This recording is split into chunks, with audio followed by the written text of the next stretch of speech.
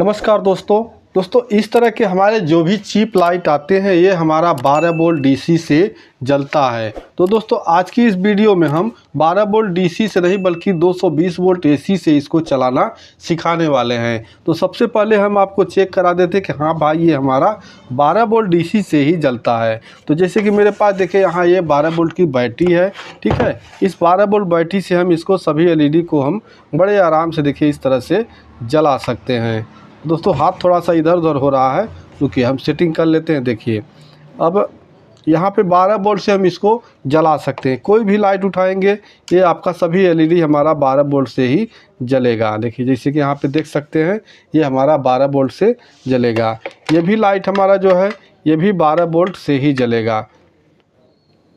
देखिए यहाँ पे ये भी हमारा लाइट 12 वोल्ट से ही जलेगा, जबकि ये लाइट हमारा ये भी 12 वोल्ट से ही जलेगा। देखिए इस तरह से ये सभी हमारे 12 वोल्ट डीसी से जलेंगे। लेकिन दोस्तों आज की इस वीडियो में हम इसको एसी से चलाना सिखाने वाले, किस तरह से आप 220 वोल्ट एसी से विदाउट ट्रांसफार्मर विदाउट एडाप्टर कैसे चला सकते हैं, ठीक है, यानी जला सकते हैं। तो आइए देर न करते हुए वीडियो करते हैं स्टार्ट और बताते हैं किस तरह से आप इसको 220 वोल्ट एसी से जला सकते हैं। लेकिन वीडियो में आगे बढ़ने से पहले भाई रिक्वेस्ट, अगर आप हमारे चैनल पर नए हैं तो प्लीज़ चैनल को कर दीजिएगा सब्सक्राइब और वीडियो पसंद आएगा वीडियो को लाइक भी ज़रूर करिएगा, ठीक है। तो अब हम आइए स्टार्ट करते हैं। इसको सभी को मैं हटा देता हूं। तो भाई डायरेक्ट 220 वोल्ट एसी से चलाने के लिए जानते ही हैं जब हम एसी से डीसी में कन्वर्ट करेंगे तभी हमारा ये लाइट जलेगा। क्योंकि ये हमारा डीसी लाइट है और हमें एसी लाइट से हमें जलाना है। तो सबसे पहले हमें क्या करना है, एसी को डीसी करने के लिए यहाँ ब्रिज रेक्टिफायर की हमें ज़रूरत पड़ेगी। तो इस तरह से आप 4 ब्रिज रेक्टिफायर ले लेंगे और 4 डायोड लेके, और इसका देखिए आप जब इस तरह से लेंगे तो यहाँ आपको दोनों साइड में अलग अलग आपको देखने को मिलेगा। जैसे कि एक साइड में आपको एक सफ़ेद पट्टी नज़र आएगी और दूसरे साइड में पूरा ब्लैक नज़र आएगा। तो जिधर ब्लैक होता है वो एनोड होता है और जिस साइड में आपका सफ़ेद पट्टी होगा वो कैथोड होता है। तो अभी आपको क्या करना है, 2 डायोड लीजिए और दोनों डायोड का कैथोड को लेके आपस में इस तरह से आपको लपेट लेना है, ठीक है। इस तरह से लपेट लेना है। इसके बाद इसको आप नीचे रख दीजिए। फिर 2 डायोड आपको इस तरह से उठाना है। अब इन 2 डायोड में देख लेना है कौन सा आपका एनोड है कौन सा कैथोड है। तो दोस्तों इसका थोड़ा कलर मिट चुका है, हम भी थोड़ा ध्यान से इसको देख लेते हैं। अभी दोस्तों इस तरह से हमने इसका भी व्हाइट पट्टी वाला एक साइड कर दिया। तो अभी जो ब्लैक साइड वाला है उसको आपको इस तरह से आपस में लपेट देना है, ठीक है। इस तरह से लपेट देने के बाद अब ये आपका 2 जोड़ा बन गया। अब इसको आप चाहे ऐसे लगा लीजिए चाहे इसको घुमा के ऐसे लगा लीजिए, ये आपका ब्रिज रेक्टिफायर बन के तैयार हो जाएगा। इस तरह से लगा के आपको फिर इसको आपस में लपेट दीजिए या सोल्ड कर दीजिए, कोई प्रॉब्लम नहीं है, ठीक है। तो यहाँ देखिए इस तरह से हमारा ये अब ब्रिज रेक्टिफायर बन के तैयार हो गया है। अब इसको हम सोल्डिंग करके और इसके एक्स्ट्रा लेग को मैं काट देता हूँ। तो अभी दोस्तों हमने इसको सोल्डिंग करके इसके एक्स्ट्रा लेग को कट कर दिया है। अब ये हमारा फुल ब्रिज रेक्टिफायर बनके तैयार है। अब ये एसी से हमको डीसी करेगा, लेकिन डीसी को फिर हमको फिल्टर करने के लिए एक कैपेसिटर लगाना पड़ेगा। तो कैपेसिटर यहाँ हम कौन सा लेंगे, मैंने लिया है यहाँ 470 एमएफडी 35 वोल्ट। आप इसकी जगह 470 की जगह 1000 भी ले सकते हैं, ठीक है। बस इसको हमें फ़िल्टर करना है, जो भी हमारा एसी से डीसी करेगा उसको ये फ़िल्टर कर देता है। तो अब क्या है, इसको लगाने के लिए यहाँ देखिए दोनों जो सफ़ेद पट्टी होगा एक साइड में वो प्लस होगा ये, और उसके ठीक सामने वाला माइनस होगा। तो कैपेसिटर को हमें इसी तरह से लगाना होगा। यहाँ इसका ये जिधर माइनस पट्टी है ये माइनस लेग हो गया और दूसरे साइड वाला प्लस।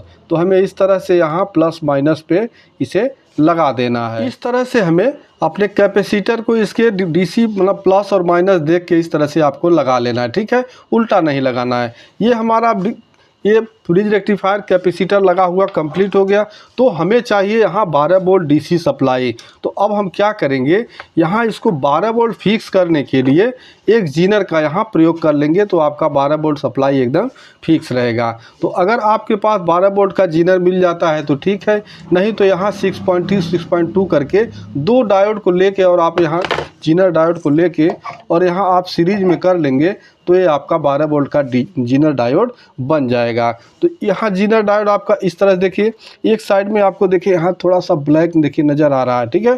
तो ये कैथोड हो जाता है और दूसरे साइड जहाँ पूरा लाल है ये एनोड हो जाता है। तो अभी आपको यहाँ ये प्लस की ओर रखना है, यानी कैथोड को प्लस की ओर रखना है, एनोड को माइनस की ओर रखना है। जहाँ कि आपका कैपेसिटर इस तरह से देखिए लगा हुआ है, ये प्लस हो गया और ये माइनस हो गया। हमें इसी तरह से यहाँ पे फिक्स कर देना है जिससे हमारा 12 वोल्ट सप्लाई एकदम एक्यूरेट रहे। अब दोस्तों ये हमारा छोटा सा सर्किट बहुत ही कमाल का चीज़ बन गया है, ठीक है। तो अभी यहाँ अगर हम डायरेक्ट अपना 220 वोल्ट AC यहाँ पे देते हैं तो ये हमारा डायोड वगैरह फट सकता है, कैपेसिटर फट सकता है, कुछ भी शॉर्टिंग, मतलब ये सर्किट हमारा ख़राब हो सकता है। तो ऐसा हमें नहीं करना। अब इसको कंट्रोल करने के लिए हमें एक कंपोनेंट की ज़रूरत पड़ेगी। वो कंपोनेंट कहाँ मिलेगा ये हम बता देते हैं। तो इस तरह का आपका जो भी टार्च आपके घर में पड़ा हो सकता है, जो बिल्कुल बेकार हो, मतलब फेंक दिया गया हो, फेंकने के बाद भी जो पार्ट हमको चाहिए वो ख़राब नहीं होता है, वो लगभग आपका उसमें आपका सही होगा। तो इस तरह से फटाफट टार्च को हमें खोल लेना है और टार्च को खोल के इसके अंदर से हमें एक कंपोनेंट को निकालना है। तो देखिए यहाँ पे मैं टार्च को अपने खोल रहा हूँ। ये हमारा टार्च बिल्कुल बेकार है और जो भी आपका एसिड बैटरी वाला टार्च होगा उसमें वो कंपोनेंट देखने को आपको मिलेगा। अगर आपका लिथियम आयन बैटरी वाला टार्च है तो उसमें शायद देखने को आपको नहीं मिलेगा। तो देखिए इस तरह से यहाँ खोल लेना है और खोल लेने के बाद यहाँ पे आपको ये एक कैपेसिटर यहाँ पे देखने को मिल जाएगा। तो इस तरह के जो भी टार्च होंगे उसमें एक कैपेसिटर ज़रूर होगा, ठीक है। इस तरह का लिथियम मतलब एसिड बैटरी अगर होगा तो ये आपको कंपोनेंट देखने को मिल जाएगा। तो यहाँ मैं इसको निकाल लेता हूँ यहाँ से बड़े प्यार से। अभी दोस्तों इस कंपोनेंट को आपको निकाल लेना है, ठीक है। निकाल लेने के बाद अब आपको एक रजिस्टर की ज़रूरत पड़ेगी। ये आप 100 kilo ohm, 200 kilo ohm, 1 mega ohm, जो भी आपके पास रजिस्टर हो, ये क्वार्टर वाट में आपको ले लेना है। और इसके दोनों लेग पे देखिए इस तरह से यहाँ पे आपको सोल्डिंग कर देना है। दोनों लेग पे आप सोल्डिंग कर देंगे। ये काम क्या करता है कि आपका जब कैपेसिटर इस पे हम सप्लाई देते हैं तो ये चार्ज हो जाता है और ये बहुत जल्दी डिस्चार्ज नहीं होता है, ठीक है। तो अगर आप सप्लाई हटा भी देते हैं और फिर कैपेसिटर को छूते हैं तो आपको करंट लग जाएगा। तो इसी को दूर करने के लिए, उस मतलब डिस्चार्ज इस कैपेसिटर को करने के लिए इस रजिस्टर की हमें यहाँ ज़रूरत होती है। बाकी अगर इसको नहीं लगाते हैं तो भी आपका ये चलेगा, ठीक है। ऐसा नहीं है कि नहीं चलेगा, तब भी ये चलेगा, लेकिन बस उसे डिस्चार्ज करने के लिए इस रजिस्टर का हमें इसमें यूज करना होगा। बाकी आप 100 किलो ओम से कम का इसमें मत लगाइएगा। अब आइए इसे हमें कनेक्शन कहाँ कर देना है। देखिए ये हमारा प्लस माइनस हो गया 2 पॉइंट और ये दोनों पॉइंट हमारा AC का पॉइंट है, ठीक है। ये दोनों AC का पॉइंट है और ये हमारा प्लस माइनस पॉइंट हो गया। तो हमें इस AC वाले पॉइंट से किसी भी एक पॉइंट में हमें इसका एक लेग इस तरह से जोड़ देना है। अब यहाँ पे एक चीज़ और ध्यान दीजिएगा कि ये कैपेसिटर, चूँकि मेरा ये टार्च बहुत ही सस्ता टार्च था, इसमें कैपेसिटर हमारा बहुत छोटा निकला, ठीक है।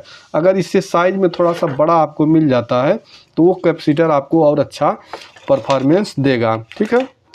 यहाँ मैंने एक कैपेसिटर लगा दिया। अब यहाँ पे एक रजिस्टर आप सेफ्टी के लिए लगा सकते हैं, कोई एक 10 ओम, 20 ओम, 50 ओम, 100 ओम, कोई भी रजिस्टर आप इसके यहाँ भी लगा सकते हैं, चाहे इस साइड में लगा सकते हैं। तो बल्कि मैं यहाँ नहीं यूज करने वाला हूँ क्योंकि हमारा सर्किट थोड़ा ज़्यादा लंबा हो जाएगा, इसलिए यहाँ पे मैं डायरेक्ट अब यहाँ पे AC और यहाँ पे AC का दोनों वायर यहाँ पे मैं जोड़ लेता हूँ। अब AC जोड़ने में आपको देखिए प्लस माइनस नहीं देखना है और इस कैपेसिटर को भी लगाते वक्त आपको प्लस माइनस देखने की ज़रूरत नहीं होती है। ये कैपेसिटर हमारा नॉन पोलर होता है। अब यहाँ पे मैं वायर को अपने जोड़ देता हूँ। और दोस्तों एक चीज़ मैं यहाँ पहले क्लियर कर दूँ, अगर आप इस सर्किट को बनाना चाहते हैं तो भाई इलेक्ट्रॉनिक्स का कुछ ज़रूरत, मतलब आपको जानकारी हो तभी आप बनाइएगा, अन्यथा आपको शॉक लग सकता है, ठीक है। ये करंट आपको मार सकता है। तो यहाँ मैंने देखिए AC का दोनों वायर जोड़ लिया है। अब मेरे पास जो चिप लाइट है उस चिप लाइट को मैं यहाँ कनेक्शन करके आपको दिखाने वाला हूँ कि ये हमारा कितना अच्छा जलता है कि नहीं जलता है। आपके सामने सारा कुछ यहाँ पे क्लियर मैं दिखाने वाला हूँ। तो यहाँ देखिए इस साइड वाला ये प्लस है और दूसरे साइड ये माइनस है। तो इसी तरह से हम अपने एलईडी को भी यहाँ कनेक्ट करेंगे। यहाँ मैं प्लस का कनेक्शन कर देता हूँ और दूसरे साइड में यहाँ पे माइनस का। तो यहाँ देखिए मैंने इसे कनेक्शन कर दिया है। अब इसको मैं 220 वोल्ट एसी सप्लाई देने वाला हूँ। ठीक है, तो 220 वोल्ट एसी सप्लाई देने के लिए यहाँ पे मेरे पास एक एक्सटेंशन है, मैं इसमें यहाँ पे सप्लाई लगा देता हूँ। तो आप देख सकते हैं जो हमारा चिप लाइट 12 वोल्ट डीसी से जल रहा था वो हमारा एसी डायरेक्ट एसी से यहाँ पे बहुत अच्छी तरह से यहाँ पे देखिए जल रहा है। रोशनी का कोई प्रॉब्लम नहीं है, बहुत ही भरपूर रोशनी में जल रहा है। बस यही थोड़ा सा अगर कैपेसिटर हमारा और बड़ा होता तो और अच्छी रोशनी ये देता, बाकी रोशनी ये दे रहा है पूरा। ठीक है, अब इसके साथ में दूसरा कोई लाइट यूज मतलब कनेक्ट करके आपको दिखा देता हूँ। तो यहाँ जैसे कि देखिए मेरे पास ये रेड कलर का था, अब यहाँ एक मैं ये ग्रीन कलर वाला यूज करूँगा। ये देखिए मैं रेड कलर हटा दिया। अब इस ग्रीन कलर को मैं तीनों अगर एक साथ जोड़ता हूं तो शायद ये न जले। आइए एक बार ट्राई करके देख ही लेते हैं। ठीक है, कि तीनों अगर एक साथ जोड़ते हैं तो ये लोड ले लेता है, जला पाता है या नहीं जला पाता है।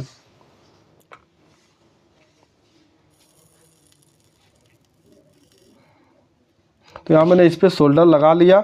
अब इसका कनेक्शन मैं यहाँ पे कर देता हूँ। हाँ, ये इसका प्लस है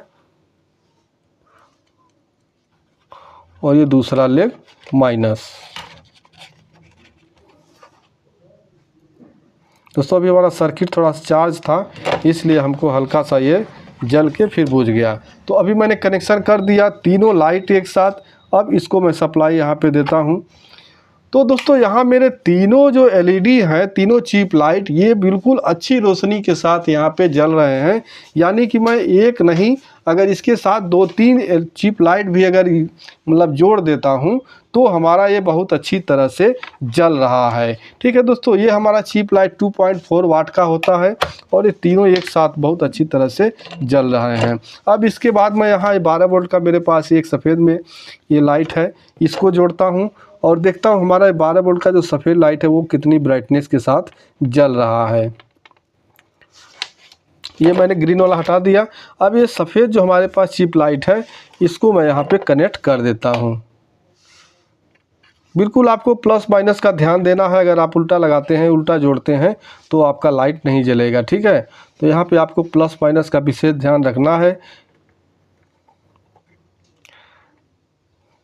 तो दोस्तों यहाँ मैंने दूसरे का कनेक्शन कर दिया। अब इसको हम इस पर भी सप्लाई देते हैं। तो यहाँ देख सकते हैं जो हमारा वाइट वाला एलईडी है वो भी अच्छी रोशनी के साथ, मतलब भरपूर रोशनी तो मैं नहीं कह सकता हूँ, लेकिन ये सफ़ेद वाली एलईडी बिल्कुल जल रही है। थोड़ा सा इसका ब्राइटनेस कम है। तो अगर आपको ब्राइटनेस इससे चाहिए तो इस तरह का सर्किट में इस कैपेसिटर को आपका वैल्यू बढ़ाना पड़ेगा, तभी यहाँ पे पूरा फुल वोल्टेज आपको मिल पाएगा। तो अभी मेरे पास एक लाइट और है, इसका भी मैं कनेक्शन करके आपको दिखा देता हूँ। तो यहाँ मैं सप्लाई निकाल देता हूँ और फटाफट इसका भी मैं कनेक्शन यहाँ पे कर देता हूँ। दोस्तों हमने इस लाइट को भी कनेक्ट कर दिया है। ठीक है, तो यहाँ पे देखिए मैं इसके यहाँ क्यों लग नहीं रहा है भाई। हाँ देखिए ये प्लग हमारा अब क्यों नहीं लग रहा। हाँ देखिए हमारा प्लग लग गया और ये लाइट हमारा बिल्कुल जैसे 12 वोल्ट डीसी से जल रहा था ठीक उसी तरह से हमारा लाइट जल रहा है। क्योंकि इसका वाटेज कम है इसलिए इसमें पूरा भरपूर रोशनी, जितनी इसकी रोशनी है उतनी रोशनी पूरा ये दे रहा है। तो दोस्तों इस तरह से आप अपना जो भी चिप लाइट है इसको डायरेक्ट 220 वोल्ट एसी से इस सर्किट को बना के चला सकते हैं। बस यहाँ अगर आप जीनर अपना लगा देते हैं तो ये 12 वोल्ट फिक्स रहेगा, उससे ज़्यादा सप्लाई नहीं होगी। वीडियो पसंद आया हो तो भाई वीडियो को एक लाइक ज़रूर कर दीजिएगा। चैनल पे नए हैं तो प्लीज़ चैनल को सब्सक्राइब कर दीजिएगा। मिलते हैं नेक्स्ट वीडियो में, तब तक के लिए नमस्कार।